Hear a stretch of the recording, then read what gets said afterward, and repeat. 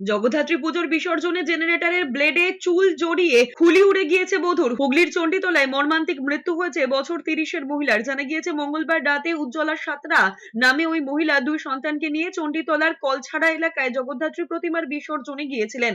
স্বামী ঝন্টু সাঁতরার মোটর চালিত ভ্যানেই বসেছিলেন উজ্জ্বলা। ওই ভ্যানে বিসর্জনের শোভাযাত্রার জেনারেটর ছিল। ধর্মতলা থেকে পালপাড়ার দিকে শোভাযাত্রা এগোনোর সময় আচমকাই জেনারেটরে ব্লেডে চুল আটকে যায়। ভ্যান থেকে রাস্তায় পড়ে যান মহিলা। মাথার খুলি উপড়ে গিয়েছিল তার। তড়িঘড়ি স্ত্রীকে উদ্ধার করে চণ্ডীতলা গ্রামীণ হাসপাতালে নিয়ে গেলে চিকিৎসকেরা মৃত বলে ঘোষণা করেন। উজ্জ্বলার সঙ্গে তার 2 বছরের ছেলে ছিল। রাস্তায় বাবার সঙ্গে হাঁটছিল মেয়ে। মৃতের স্বামী ঝন্টু কাঁদতে কাঁদতে জানিয়েছেন, ছোট ছেলে হাঁটতে পারছিল না দেখেই তিনি স্ত্রীকে ভ্যানে বসতে বলেছিলেন, কিন্তু সেই বলা যে স্ত্রীর মৃত্যুর কারণ হবে তা ভেবে বারবার কেঁদে ফেলছেন ঝন্টু। আমার ভ্যানেই উঠে বসেছিল, বস থেকে হঠাৎ চুলটা চাকায় টেনে নিয়ে গাড়িতে পুরো বাস্ট করে দিল মাথাটা। তারপর থেকে আমি আর কিছু বুঝতে পারিনি যে কোথা থেকে কি হয়ে গেল।